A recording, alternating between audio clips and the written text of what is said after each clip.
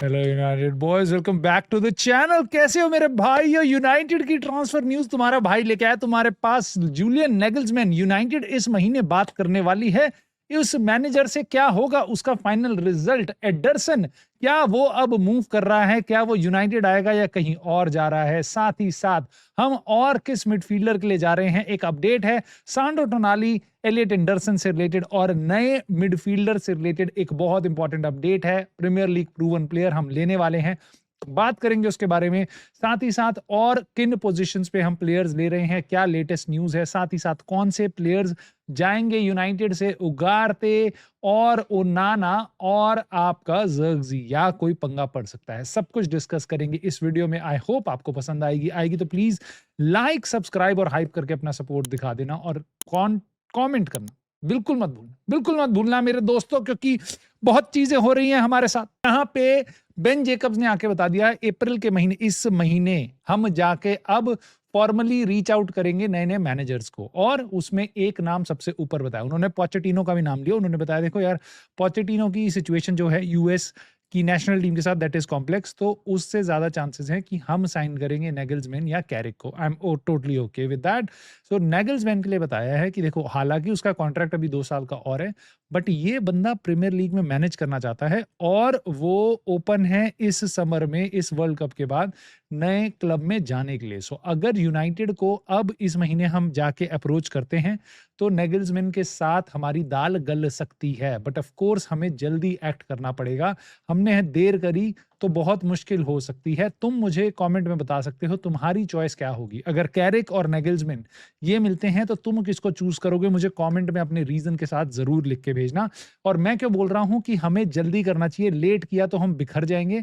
उसका रीजन ये है भाई, देखो बहुत टाइम से एडरसन को ट्रैक कर रहे थे, देख रहे थे, बात कर रहे थे, नहीं कर रहे थे, यही सब चल रहा था। अब एटलेटिको मैड्रिड आई, पर्सनल टर्म एग्री भी हो गई प्लेयर के साथ, और ये प्लेयर जा रहा है भाई एटलेटिको मैड्रिड। अभी फाइनल नहीं हुआ, फब्रिजियो रोमानो ने कंफर्म कर दिया। ये पर्सनल टर्म्स एग्री हो चुकी हैं।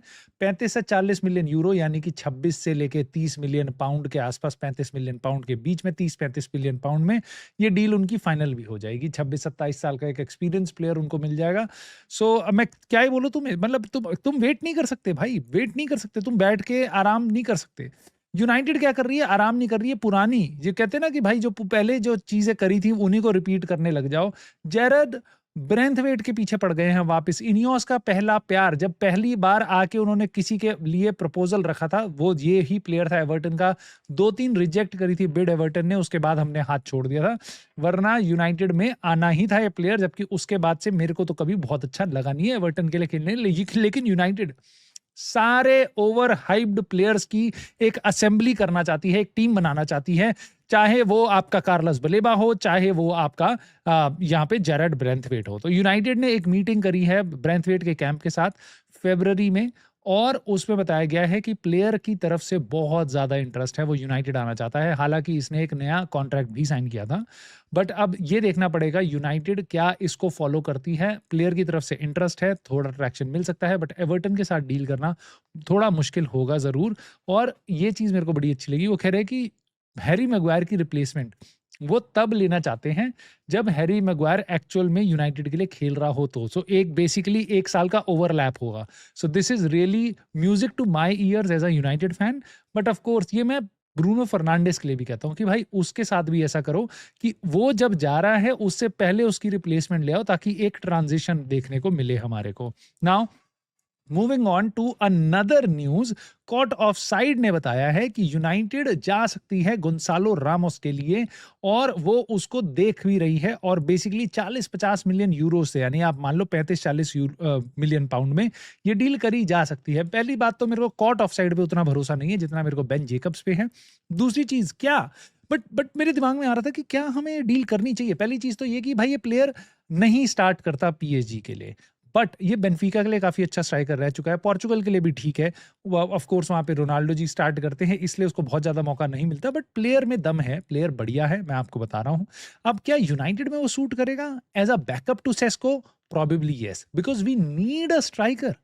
हमारे पास बॉडी ही नहीं है। अगर तुम कहोगे मटेटा गोंसालो रामोस, मैं कहूंगा भाई मटेटा ले आओ, मे बी कोई इगोर थियागो और बढ़िया, राइट। सो अगर हम ऐसा कोई ला सकते हैं तो बहुत बढ़िया है। अगर कोई भी नहीं ला रहे हम, तो भाई तो मैं तो हाथ जोड़ के तुम्हें बोलूंगा गुंसालो रामोस को ले आओ, कम से कम कोई स्ट्राइकर तो होगा। सेस्को को इंजरी हो गई है, सेस्को को रिप्लेस करना है, वो थक गया या किसी मैच में रेस्ट कराना है, एक बढ़िया स्ट्राइकर तो मिल जाएगा। और जरूरी नहीं है पीएसजी की टीम में बेंच पे बैठता है तो तुम्हारी फर्स्ट टीम में ना पाए, हो सकता है हमारी फर्स्ट टीम में वन ऑफ द बढ़िया प्लेयर हो।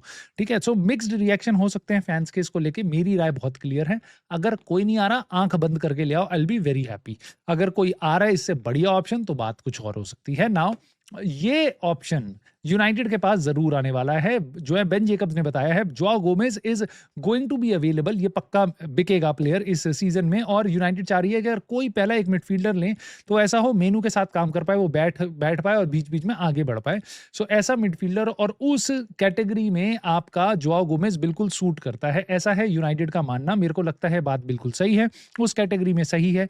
प्लस इसका बॉल पोजेशन, एक्चुअल में हार्ड टैकलिंग, और भले ही बॉल के साथ ये बहुत ज्यादा करिश्माई चीजें ना कर पाए, बट बॉल के बियॉन्ड ये बहुत कुछ कर पाता है। बॉल रिट्रीव करना, टैकल्स मारना और स्पेस को कवर करना, जो हमारी टीम में बहुत ज्यादा जरूरत है। खासकर कोबी मेनू के साथ जो होगा उसको डिफेंसिव वर्क रेट बहुत ज्यादा दिखाना पड़ेगा। जोआ गोमेज उसमें से एक प्लेयर है, यस मैं बात मानता हूं, बट मैं फिर तुम्हें बोलता हूं जैसा बेन जेकब्स ने बताया ये अफोर्डेबल रेट पे प्लेयर अवेलेबल होगा। इसको जनवरी में भी हम जाके साइन कर सकते थे बट हमने किया नहीं।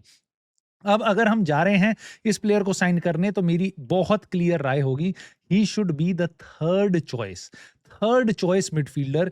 इसके बाद हमें दो इसके ऊपर प्लेयर चाहिए होंगे जो स्टार्टर हो। आई एम ओके अगर आप बलेबा और जोआ गोमेज का पेयरिंग ले आओ एक पोजीशन के लिए, इन दोनों में से एक जना फाइट करे स्टार्टिंग पोजीशन के लिए, बट देन उसके बाद आपको एडम वॉटन टाइप कुछ लाना पड़ेगा या फिर एलियट एंडरसन टाइप कुछ लाना पड़ेगा जो कोबी मेनू के साथ उसकी पोजीशन पे खेल पाए ना। मैं वापस बता रहा हूं, बस मैं एक चीज नहीं चाहता कि यूनाइटेड जाके एक सस्ता सा प्लेयर ले आए जस्ट बिकॉज की, और ये उसको हम एलीट मिडफील्डर की कैटेगरी में डाल दें। नाउ प्लेटिगोल ने बहुत बड़ा खुलासा किया भाई, उन्होंने बताया है यूनाइटेड अभी स्लॉटर बैक में इंटरेस्टेड है और मुझे ये लग रहा है ये यूनाइटेड के लिए बहुत अच्छा प्लेयर हो सकता है, इसलिए मैं तुम्हें ये बात बता रहा हूँ। नॉट दैट कि मेरे को लगता है प्लेटिगोल ने बोल दिया तो सच है, नहीं। लेकिन स्लॉटरबैक अगर आता है तो पहली चीज तो ये है कि अभी तक उसने नई डील एग्री नहीं करी है ब्रूसिया डॉर्टमंड के साथ, और ये इस समर में अवेलेबल हो सकता है 30 से 35 मिलियन यूरोज, यानी 26 से लेके 30 मिलियन पाउंड के बीच में। और आपका ये अगले सीजन शायद फ्री में भी अवेलेबल है, सो इसीलिए इसका प्राइस बहुत ज्यादा नहीं होगा। बट प्लेयर काफी अच्छा है, बार्सिलोना भी इसको देख रही थी, बाकी और क्लब्स भी इसको इंटरेस्ट दिखा रहे थे। प्राइम एज में है, 26-27 की एज है, लेफ्ट फुटेड है, लंबा है और बहुत ही बढ़िया प्लेयर है। सो मेरे को लगता है जिस तरीके का माइकल कैरिक का सेटअप है उसमें स्लॉटरबैक काफी यूजफुल प्लेयर हो सकता है हमारे लिए, क्योंकि अगर आप इसको लेफ्ट बैक भी खिला दो so he can also go forward a little bit और आपको कवर भी दे सकता है। क्योंकि आपने माइकल कैरिक का गेम अगर अभी तक देखा है तो वो 3 सेंट्रल बेसिकली सेंटर बैक खिलाता है। जो राइट बैक होगा वो आगे नहीं जाएगा तो लेफ्ट बैक जाएगा ल्यूक शॉ, अगर ल्यूक शॉ आगे जा रहा है तो राइट बैक नहीं जाएगा आगे।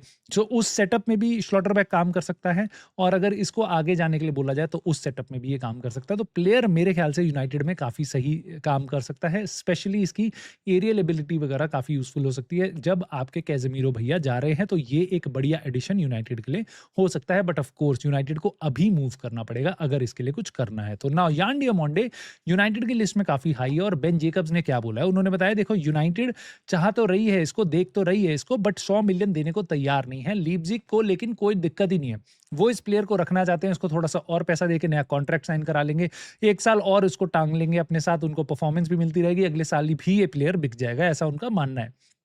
सो यूनाइटेड का कोई स्ट्रॉन्ग पोजीशन नहीं है यहाँ पे नेगोशिएट करने की कि प्लेयर का कॉन्ट्रैक्ट खत्म हो रहा है या प्लेयर हैप्पी नहीं है लीप्जिग में, या लाइप्जिग को अपना बेचना ही पड़ेगा पैसा जनरेट करने के लिए, ऐसा कुछ भी नहीं है।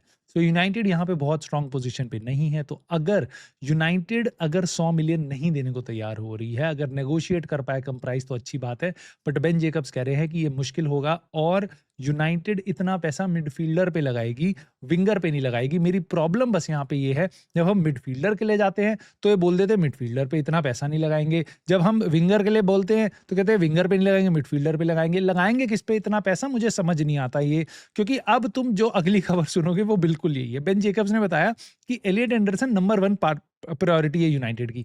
बट तुम्हारे को और मेरे को ये बात तो पता है वो सिटी जाने वाला है, क्योंकि यूनाइटेड के बस की नहीं है सिटी के साथ फाइट कर ले एक साइनिंग के लिए। नाउ भले ही हमारी नंबर 1 प्रायोरिटी हो। दूसरी चीज़ ये है कि यूनाइटेड के लिए उन्होंने बोल दिया कि हम सांड्रो टोनाली के लिए कोई बिड वगैरह नहीं मारने की सोच रहे हैं, क्योंकि सांड्रो टोनाली 100 मिलियन का आएगा वापस। अगर भाई तुम्हें मिडफील्डर में पैसा लगाना ही था 100 मिलियन, ठीक है, जैसा तुम एक शब्द से बोल रहे थे, तो भैया टोनाली ले आओ ना, क्या टेंशन है, राइट? ले आओ, मतलब कोई भी आदमी ये कहेगा भाई लेके आ, भाई प्लेयर लेके आ। आर्सेनल ने 100 मिलियन लगाए, डेक्लन राइस लेके आए, उनका चल रहा है गाड़ी। वो उधर चेल्सी लाई मोइसेस कार्सिडो, चल रही है गाड़ी। और वहीं पे तुम 50 मिलियन में लेके आओगे, तुम वापस ले आओगे एक उगारते, वापस ले आओगे एक फ्रेड, तो उससे फायदा क्या है? कोई फायदा नहीं है, राइट? तुमने देखा है अगर तुम क्वालिटी प्लेयर नहीं लाओगे तो वो 1-2 साल में तुम्हारे को बेचना पड़ेगा। अभी फॉर एग्जांपल उगारते आपने देख लिया, पहले फ्रेड देख लिया, और प्लेयर से हमारी गाड़ी नहीं चलेगी ऐसे क्वालिटी प्लेयर से। सेम टाइम पे जब हमने फ्रेड लिया था, उसी के 1 साल आगे पीछे मैनचेस्टर सिटी ने रॉड्री लिया था, वर्ल्ड के वन ऑफ द बेस्ट उस पोजीशन में प्लेयर को लिया था, और पेप गार्डियोला ने उसको कहां से कहां ले गया, बैलन डॉर विनर बना दिया। सो अगर आपने राइट साइनिंग नहीं करी, रिस्पेक्टिव ऑफ मनी क्या है, तो आप बहुत ज्यादा स्ट्रगल करोगे, फिर अपने आप को पाओगे कि अगले साल फिर मिडफील्डर पे पैसा खर्च करना पड़ रहा है। तो जो अगर वो बहुत अच्छा लग रहा है, नंबर 1 प्रायोरिटी है, पैसा ज्यादा खर्च करके ले आओ भाई, बेफालतू में ज्यादा चिंदीगिरी मत करना। मेरे को सबसे ज्यादा डर पता है किस चीज का लगता है, वो इस चीज का लगता है। रिच फे ने बताया है, इसको भी काफी खबरें पता होती है यूनाइटेड की काफी सही तरीके से। इसने बताया है कि यूनाइटेड को 3 मिडफील्डर चाहिए होंगे, स्पेशली जब उगारते अभी जाएगा तो। सो कह रहे हैं कि देखो 2 तो बहुत अच्छे प्लेयर यूनाइटेड ले आएगी, मुझे समझ नहीं आ रहा कौन से, बट ले आएगी। और तीसरा प्लेयर वो Sekou Kone, Toby Collyer, Jack Fletcher, Tyrone Fletcher, इनमें से कोई हो सकता है। ये सबसे बड़ा नाइटमेयर है मेरा, क्योंकि इनमें से एक भी प्लेयर ऐसा नहीं है। टोबी कोलियर थोड़ा सा खेला हुआ है, एक्सपीरियंस है, बट वो कभी इंजरी फ्री रहता ही नहीं है। और बाकी जितने भी प्लेयर हैं एकदम टपल्लू है, इस टाइम पे टपल्लू है, इनके ऊपर मैं भरोसा नहीं कर सकता एक ऐसे सीजन में जहां पे बस मेरे पे 4 ही मिडफील्डर होंगे, उनमें से एक ये नहीं होना चाहिए। अगर इनमें दम है तो 5वें मिडफील्डर की जगह आके आप फाइट करो और अपनी पोजीशन बनाओ, हमें दिखाओ कि आप ले सकते हो, जैसा कोबी मेनू ने किया था एक टाइम पे, जैसा गर्नाचो ने किया था, जैसा रैशफोर्ड ने किया था। ऐसे नहीं कि भाई सीजन में कूद गए और प्रूवन प्लेयर लेके कूद गए और यहाँ पे वो यूनाइटेड डीएनए, यूनाइटेड एकेडमी की बातें चलने लग गई, उसके साथ मैं तो नहीं भाई गाने गाऊंगा। खैर, यूनाइटेड ने एक इंटरेस्टिंग साइनिंग की तरफ बढ़ रही है। बेन जेकब्स ने बताया है यूनाइटेड ने अभी तक कोई फॉर्मल इंक्वायरी नहीं करी है, इनफॉर्मल इंक्वायरी करी है। बेसिकली एक्सप्लोर करना चाहते हैं वो कि प्लेयर का इंटरेस्ट कितना है। माइल्स क्वेली की बात कर रहा हूं मैं, 19 साल का धमाकेदार लेफ्ट बैक आर्सेनल का, जिसने अभी एक नया कॉन्ट्रैक्ट साइन किया है, बट बहुत ही ज्यादा दुखी है। क्यों? क्योंकि उसको गेम टाइम नहीं मिल रहा और यहां पे यूनाइटेड आके उसको ऑफर दे रही है। क्यों? ऑफ कोर्स 19 साल का है, सो तुम इसमें पैसा डाल भी दोगे ना तो तुम्हारे को डबल प्रॉफिट के साथ ही मिलेगा ये, और प्लेयर बहुत सॉलिड है मेरे हिसाब से। तो यूनाइटेड को जाना चाहिए और लड़ना चाहिए, देखते हैं कितने में ये बिक सकता है। इस टाइम पे यूनाइटेड देख रही है क्या प्लेयर का इंटरेस्ट है, प्लेयर का इंटरेस्ट है, वो अपने ऑप्शंस एक्सप्लोर करना चाहता है, क्योंकि वो उसको गेम टाइम चाहिए, विच इज वेरी गुड। क्योंकि प्लेयर में एक्चुअल में मुझे ऐसा दिखाई देता है कि उसको अपने ऊपर पूरा भरोसा है and he wants to look out for a better club जहां पे उसको गेम टाइम मिल जाए और वो ज्यादा डेवलप कर पाए, रादर देन बैठ के बस एक टाइटल और एक मेडल उठाने की जगह प्लेयर में मेरे को लग रहा है डिटर्मिनेशन है, विच इज गुड। नाउ देखते हैं, पहले यूनाइटेड कोशिश करेगी लुइस केली के साथ, अगर सारी चीजें पक्की हो गई तभी आर्सेनल पे जाएगी, but I would be really interested कि अगर ऐसी कोई डील होती है तो। नाउ आउट गोइंग की बात क्विकली कर लेते हैं भाई। यहाँ पे उगारते सबसे बड़ी एक कैजुअलिटी हो सकता है बेन जेकब्स के हिसाब से, लेकिन आईएक्स और मोनाको और सऊदी अरेबिया और टर्की के क्लब्स हैं जहां पे इंटरेस्ट आया है और हो सकता है यूनाइटेड इसको सेल कर दे। पहली मेरी सबसे बड़ी दिक्कत पता है क्या है कि इनमें से कोई भी क्लब, आपने 50 मिलियन में खरीदा था 2 साल पहले उगारते को, 30 मिलियन कम से कम आपको इसका पैसा चाहिए होगा ताकि आपको लॉस बुक ना करना पड़े। सो अब क्या इनमें से कोई भी ऐसा क्लब है जो आपको 30 मिलियन से ऊपर दे सकता है? आईएक्स बिल्कुल नहीं देगा, मोनाको प्रोबेबली नहीं देगा।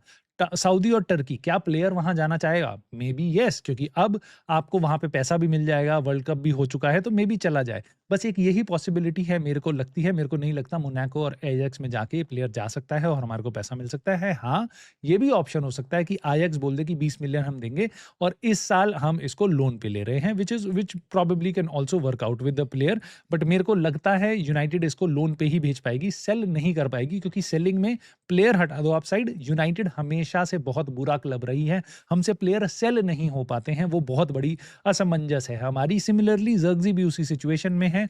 जेकब जी ने बताया है कि ज़र्गज़ी इस टाइम पे कंसिडर तो कर रहे थे जाने का जनवरी में, बट अब जब वर्ल्ड कप जा चुका है, उनको कोई मौका नहीं मिला, तो अब वो स्टे करके अपना फाइट करने की कोशिश करेंगे। मेरे हिसाब से ठीक है भाई, प्लेयर तो मेरे को बहुत अच्छा लगता है, बट मैं इसको बिल्कुल ऑन अ स्ट्राइकर लेवल नहीं देखता। आपने देखा माइकल कैरिक ने भी इसको बिल्कुल भी तवज्जो नहीं दिया, बिल्कुल गेम टाइम नहीं दिया। सेस्को अगर नहीं होता तो या तो ब्रायन एम्बूमो होगा, या मेसन माउंट होगा, या ब्रूनो फर्नांडिस होगा, या फिर आपका मथेउस कुन्या होगा, या अमाड डियालो। मेरे हिसाब से वो कोबी मेनू को भी खिला देगा, ज़र्गज़ी को एज अ स्ट्राइकर खिलाएगा ही नहीं। ये मेरी दिक्कत है, इसलिए मुझे लगता है यूनाइटेड को इसको पुश आउट करना चाहिए, क्योंकि हमारे सिस्टम में अब ये प्लेयर काम नहीं करता। सो इसलिए मैं चाहूंगा कि ये चला जाए, वरना प्लेयर एकदम मिंट है, प्लेयर एकदम क्वालिटी वाला है, और इसके साथ बहुत सारे और क्लब्स भी लिंक हैं। बट अभी बेन जेकब्स ने बताया है कि प्लेयर रुकना चाह रहा है, फाइट करना चाह रहा है। यूनाइटेड के लिए दूसरी प्रॉब्लम बन सकती है। नाउ तीसरी सिचुएशन और लास्ट सिचुएशन ये है कि आंड्रे ओनाना की सिचुएशन, जिसमें बेन जेकब्स ने कहा है कि कोई सोचने की बात ही नहीं है, ओनाना पक्का वापस नहीं आएगा, इतनी सैलरी पे उसको नंबर 2 यूनाइटेड रखेगी ही नहीं। ना इटालियन क्लब्स और जर्मन क्लब जैसे कि मोचन ग्लैडब्लैच ये इंटरेस्टेड है, और आपके सऊदी अरेबिया से भी पहले इंटरेस्ट आया था, बट मेरे को लगता है वापस यूनाइटेड के कुत्ते वाली हालत होगी इस डील के साथ, क्योंकि आपको कम से कम 20 मिलियन चाहिए होंगे, प्लस इसकी वेजेस ज्यादा हैं। चैंपियंस लीग में जाने के बाद इसकी वेजेस भी बढ़ जाएंगी, तो किस तरीके से यूनाइटेड करेगी? लिवरपूल, सिटी या चेल्सी होती, ये प्लेयर 40 मिलियन में बेच के आते, और उसके बाद सेलिंग क्लब इनको सलाम भी करता अलग से, बाइंग क्लब। और यूनाइटेड यहाँ पे हाथ भी जोड़ेगी, ब्लो जॉब भी देगी, तो भी इसको सेल नहीं कर पाएगी, क्योंकि we are United. But now सबसे इंपॉर्टेंट पार्ट भाई इस वीडियो का, कि मैं तुम्हारी राय जानना चाहता हूं इन टॉपिक्स पे। आउटगोइंग में तुम्हें क्या लगता है, वापस से हमारी हालत खराब होगी इस विंडो में? क्या लगता है तुम्हें, हमें नंबर 1 साइनिंग मिडफील्ड में किसकी करनी चाहिए? क्या जॉ गोमेज के साथ सही हो आप, या आपको लगता है एकेडमी के प्लेयर्स को ही डाल देना चाहिए, या आपको लगता है United should go and over spend in the market in the midfielder? Let me know, साथ ही साथ अपनी मैनेजर की choice, and I will see you soon in the very next video.